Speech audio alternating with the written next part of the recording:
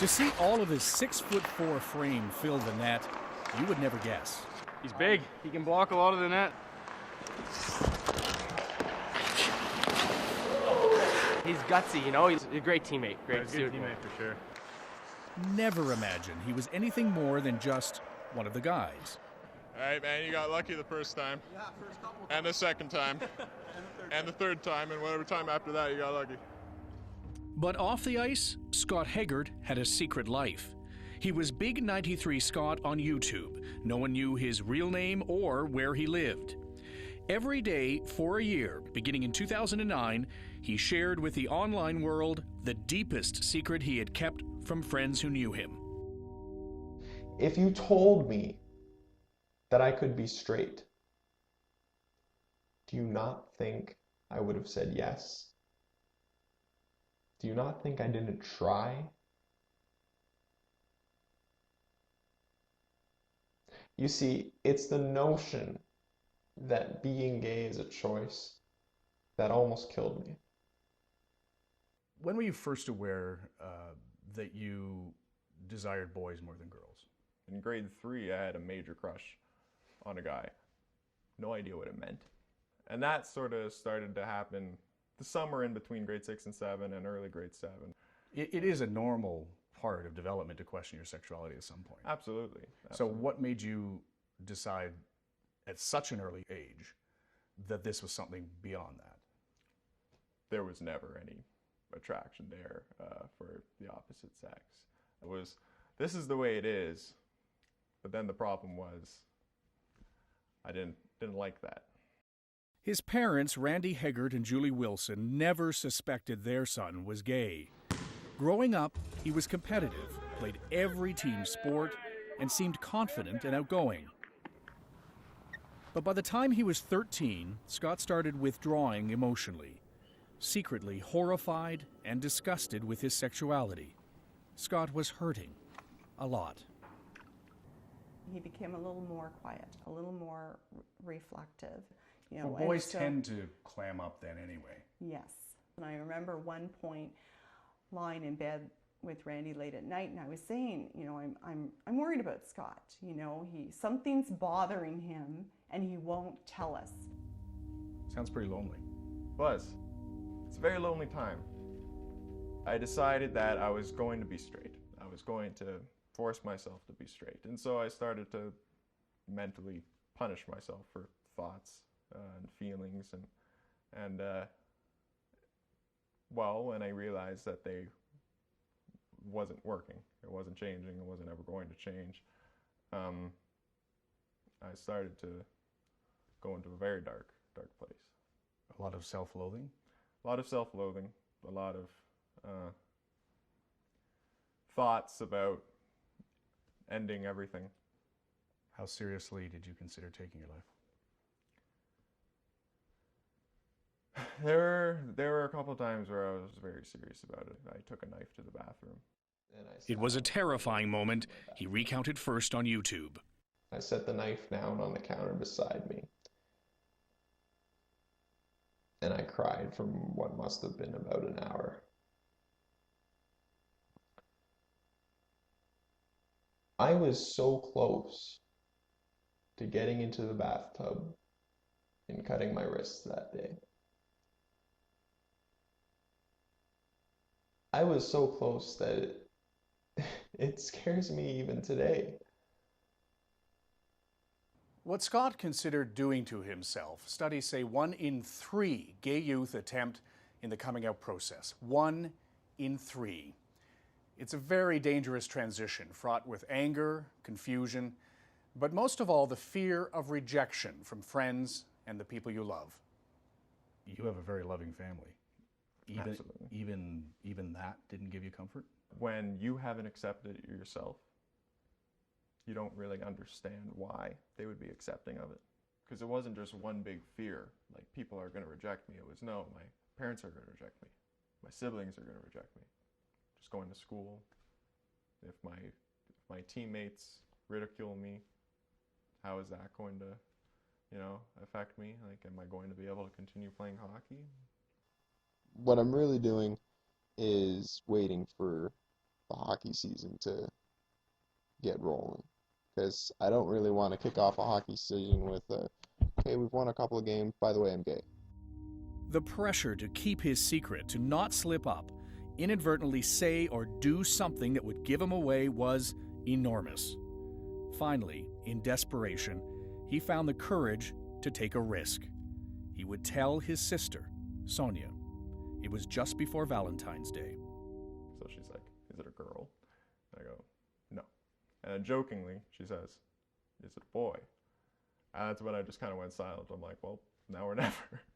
And I was just like, yeah, I'm gay. So how are you feeling at that moment? What kind of emotions were in your head? It's a mix of emotions. It's the hardest thing to get over is the life that you'd pictured for someone is going to be different. Then, the harder sibling to tell, his hockey-playing, hammer-swinging brother, Russell. I was in disbelief. I mean, he's not typically what I would have pictured. I was wondering if it was a phase, I guess, at his age, but once they told me it was for sure, and I was kind of like, okay. It took Scott several days longer to open up to his parents. We're having a family meeting and this is serious, and Scott started by saying he had to feel at home in his own home. And I was like, whoa, what do you mean?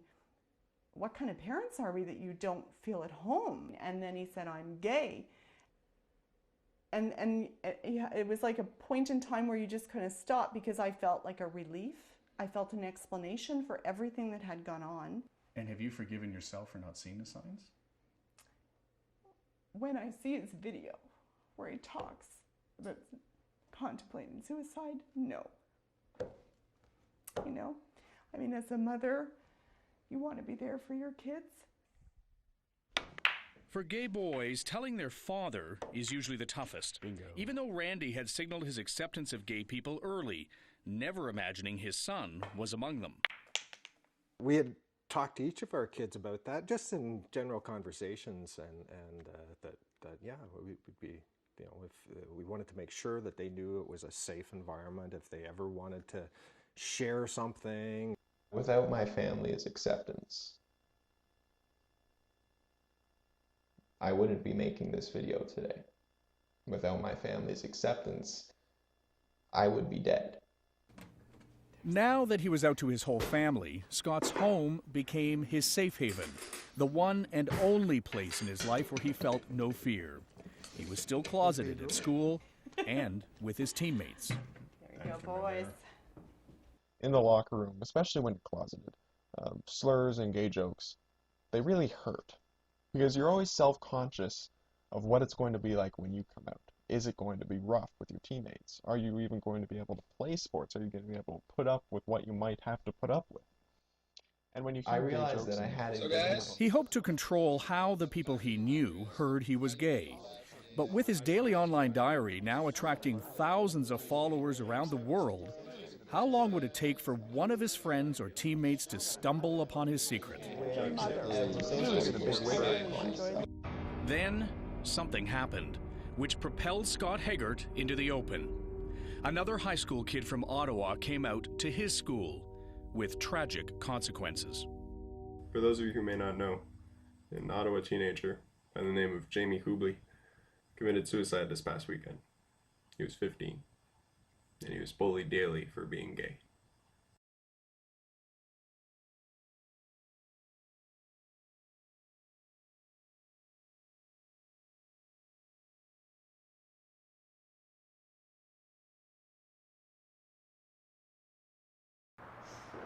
By grade 10, not only was Scott Heggart the only closeted gay hockey player he knew, he was the only gay person he knew. He'd come out to his family at 13, and by 15, he developed a supportive online community. But he was still hiding his identity under the YouTube alias Big93 Scott. The fact of the matter is, there is nothing wrong with homosexuality. I am gay. Was I supposed to be gay? No. Why did you decide to do it? You know, it was like, if I don't have the courage to tell my classmates, I can tell someone. The summer of that year, at the cottage, Scott lifted his veil of anonymity on YouTube a little more, asking his family to be interviewed. His brother, Russell. You will bring home a partner that will be of the same sex.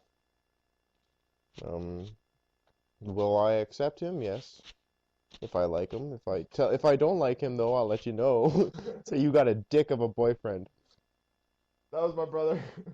Man, wait a minute. You look taller than me. Then his dad, Randy. You should still love your child, and even though they happen to be gay. That's what you have to focus on. They haven't changed. They're going through the struggle. If you think you're having a hard time, imagine how they felt.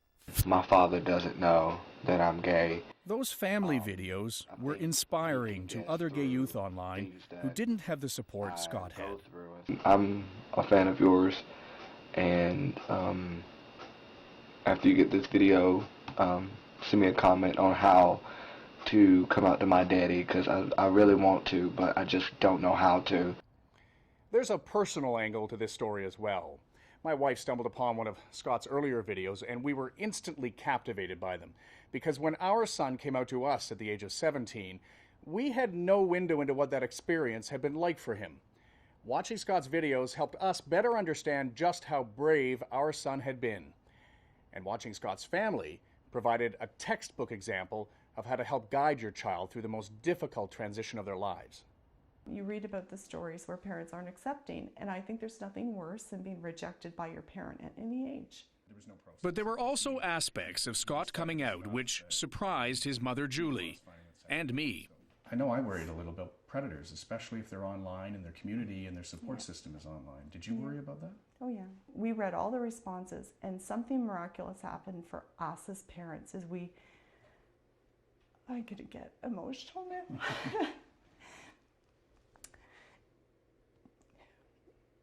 But there was an older generation of gay people and gay men.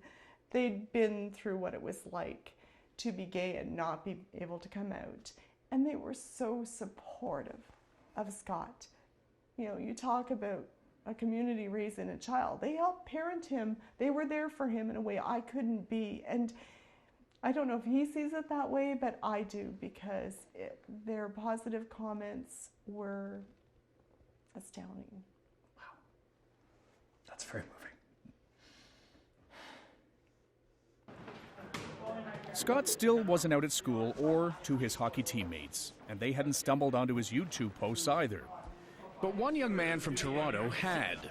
Brock Doiron became Scott's boyfriend, and as the relationship grew, it gave Scott the courage to take another big step forward, only this time on Facebook. Basically, I had always avoided making a Facebook page. The reason I had always avoided making a Facebook page was the fact that in the info page you have to list sexuality, and I wasn't about to lie about my sexuality. So I made a Facebook page, listed Brock as my boyfriend, and I added everyone. And if they looked, it would say status or in a relationship. In a relationship with Brock. With Brock. Not a very feminine sounding name. No way of not really going to mix that one up. No. Yeah. And then you waited. Then I waited. We were all terrified. How much sleep did you lose?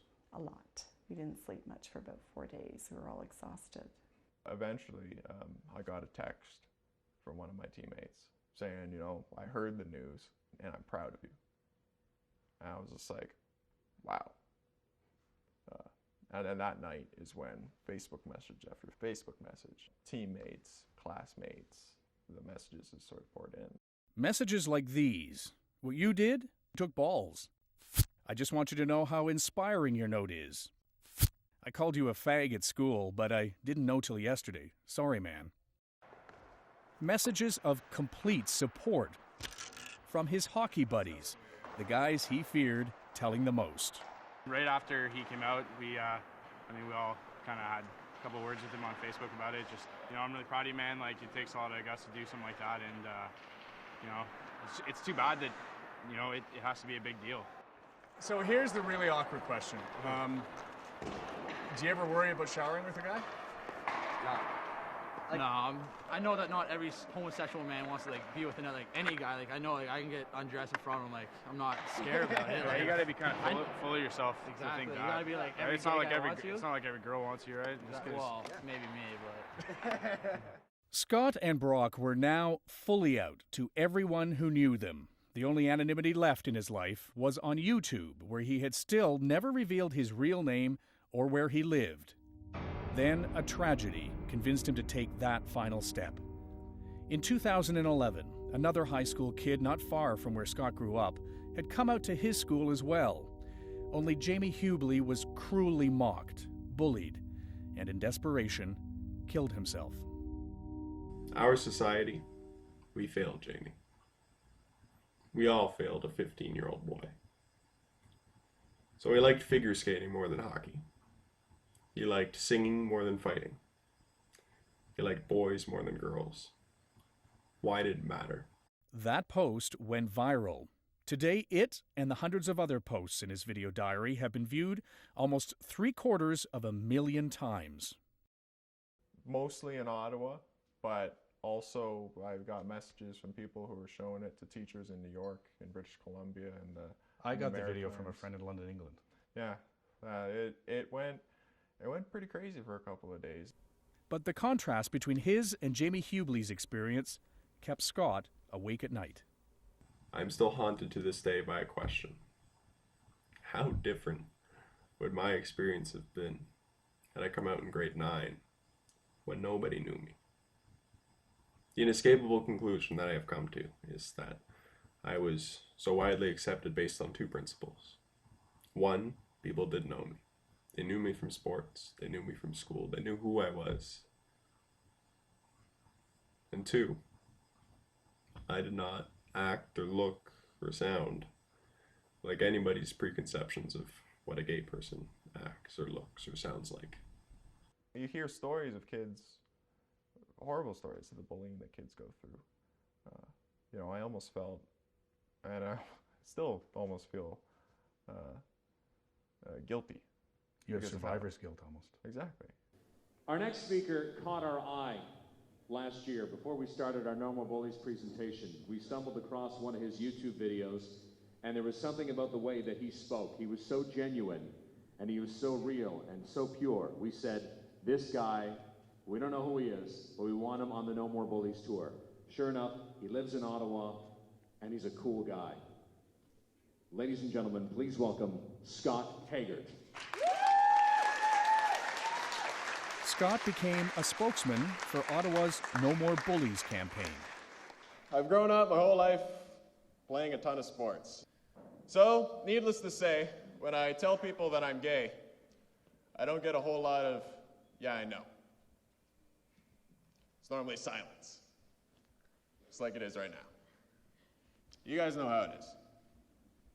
Recess, lunch, in the cafeteria, the worst thing you can call someone is gay. Fag. That is why I'm talking to you today. Your support can be that difference. All you have to do is show it. Say 3 magical little words. I support you. And while you're doing it, know this. I support you. Thank you.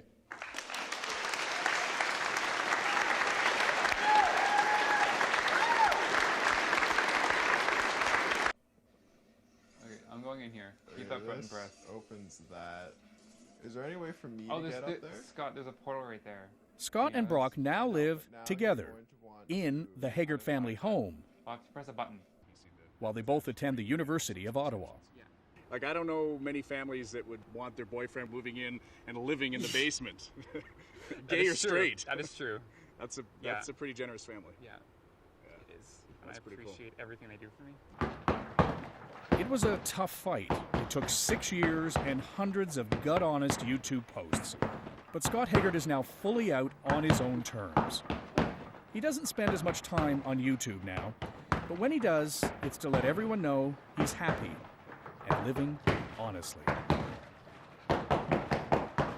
If someone were to offer to me tomorrow the ability to change my sexuality, I would never do it. I love who I am today. I love my family, I love my friends, and I love my boyfriend. I am perfectly happy with my life. That is what matters in life. My being gay hasn't had a detrimental effect on myself or on others. It has had a positive one.